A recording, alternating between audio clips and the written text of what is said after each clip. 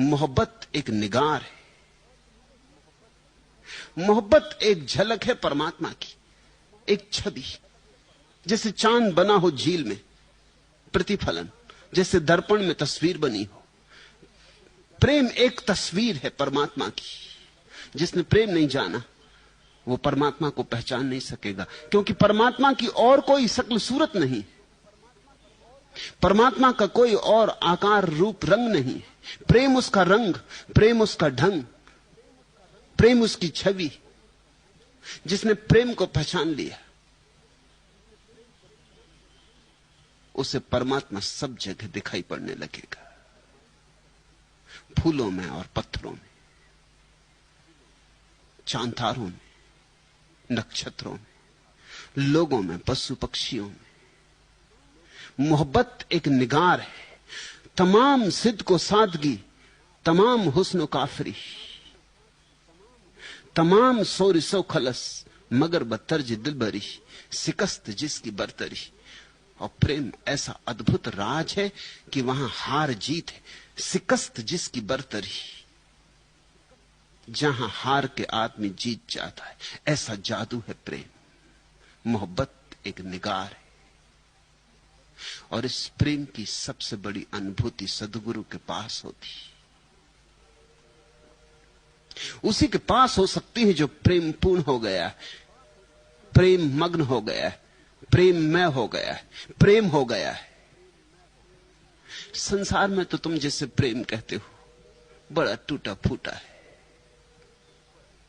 खंड खंड है, बड़ा विकृत है, हजार विक्षिप्तताओं में दबा है, हजार गंदगियों में दबा है, हजार तरह की धूलें उस पर जम गई, हजार बाधाओं में पड़ा है। जिसे तुम संसार में प्रेम करते हो वो तो कारागृह का कैदी। सद्गुरु में जिस प्रेम को तुम देखते हो वह मुक्त आकाश का पक्षी है। उसी के साथ प्रेम हो जाए तो तुम भी आकाश में उड़ने का साहस जुटा पाते हो। वही है यात्रा, अंतर यात्रा, तीर्थ यात्रा। सतगुरु शरण में आई। धनी धर्मदास कहते हैं सतगुरु के शरण में आया तो तामस त्यागिए। अगर सतगुरु की शरण आना हो तो एक ही चीज से छुटकारा होना चाहिए, तामस, अहंकार, अस्मिता, मैं भाव। प्रेम में वही तो बाधा है। धन बाधा नहीं, पद बाधा नहीं है, तुम्हारी पत्नी तुम्हारा पति बाधा नहीं, तुम्हारे बच्चे बाधा नहीं। और बड़ा मजा यह है कि लोग पत्नी बच्चों को छोड़ के चले जाते हैं, धन दुकान को छोड़ के चले जाते हैं, बाजार छोड़ देते, समाज छोड़ देते हैं, पहाड़ों पर बैठ जाते, और जिसे छोड़ना था वह भीतर साथ ही चला जाता, अहंकार साथ ही चला जाता है। तुमने देखा तुम्हारे तथाकथित महात्माओं में जितना अहंकार सघन होता है, जितना विकृत रूप से प्रकट होता है, उतना साधारण जनों में भी नहीं होता। स्वाभाविक है यह भी, क्योंकि सब छोड़ दिया। दूसरों में तो अहंकार और चीजों में दबा था, महात्मा में बिल्कुल शुद्ध हो जाता, शुद्ध जहर। न धन रहा, न पद रहा, न पत्नी रही, न बच्चे रहे, वे सब बातें गई। अहंकार पर से सारी बाधाएं हट गई, अब अहंकार रह गया खालिस। इसलिए अहंकार गहन हो जाता है त्यागी में, और भक्ति के पहले कदम पर ही उसे छोड़ देना होता है, समझ लेना होता है। सतगुरु शरण में आई तो तामस त्यागी।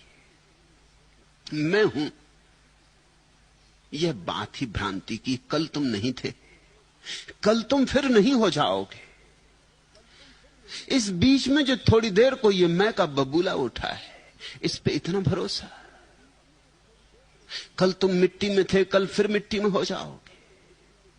ये जो जरा सी लहर उठाई है जीवन की, इसको बहुत शोरगुल न मचाओ।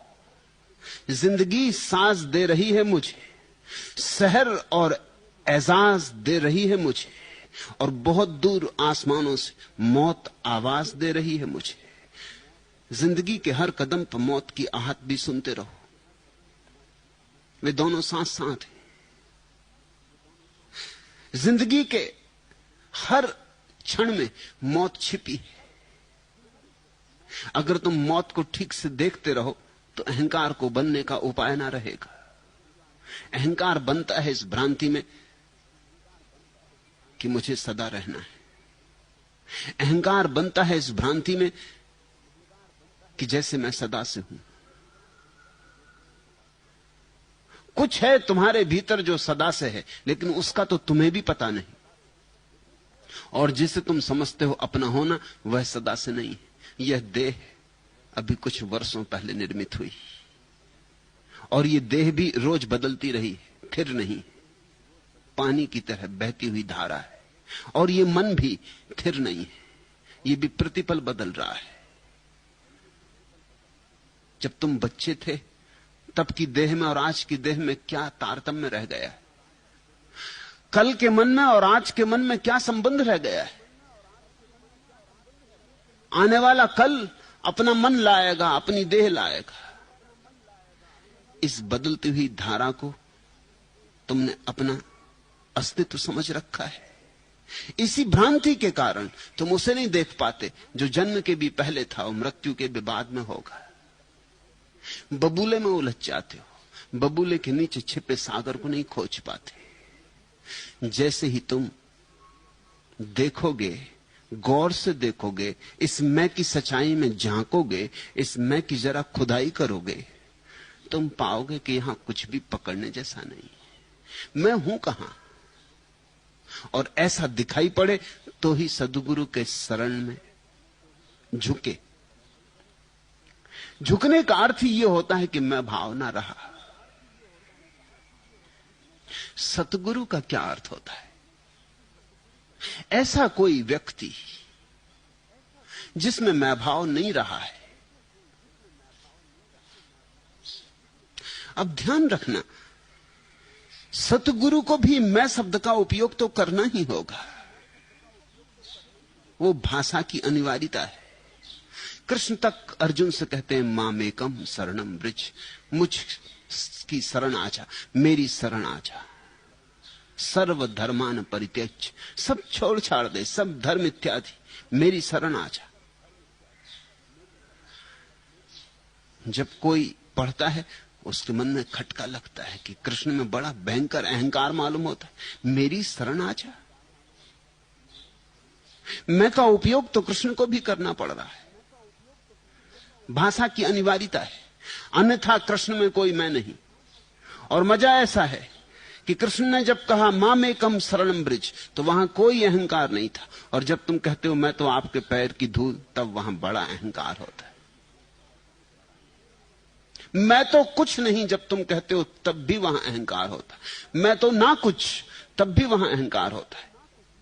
इसलिए सवाल यह नहीं है कि मैं का उपयोग करोगे कि नहीं, सवाल यह है कि मैं को भीतर निर्मित होने दोगे कि नहीं। मैं को भीतर देख लेना अस्तित्वहीन है, सारहीन है, व्यर्थ की चिंताएं लाता है, व्यर्थ के उपद्रव खड़े करता है, जीवन को कलह से और नरक से भर देता है।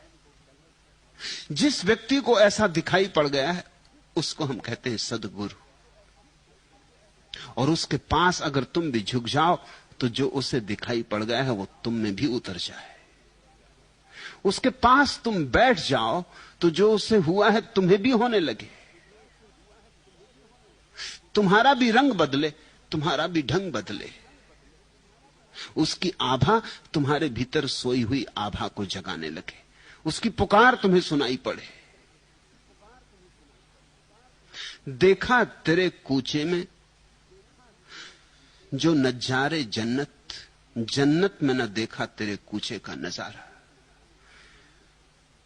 जिसकी गली में, जिसके आसपास, जिसके सानिध्य में स्वर्ग की तुम्हें पहली दफे थोड़ी सी झलक मिले, एक क्षण को सही, एक क्षण को पर्दा हटे, वही सद्गुरु।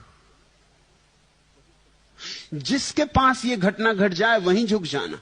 फिर फिक्र मत करना वो हिंदू है कि मुसलमान की, जैन की, ईसाई, फिर फिक्र मत करना, चूकना मत ऐसा अवसर। असली सवाल तो झुकने की कला है। किसके पास झुके ये उतना महत्वपूर्ण नहीं जितना झुके। ऐसी घटनाएं हैं इतिहास में कि कभी कभी कोई व्यक्ति ऐसे व्यक्ति के पास झुक गया जिसको अभी खुद भी नहीं मिला था, लेकिन उसका झुकाव इतना परिपूर्ण था कि गुरु को नहीं मिला था लेकिन शिष्य को मिल गया, झुकने की वजह से मिल गया।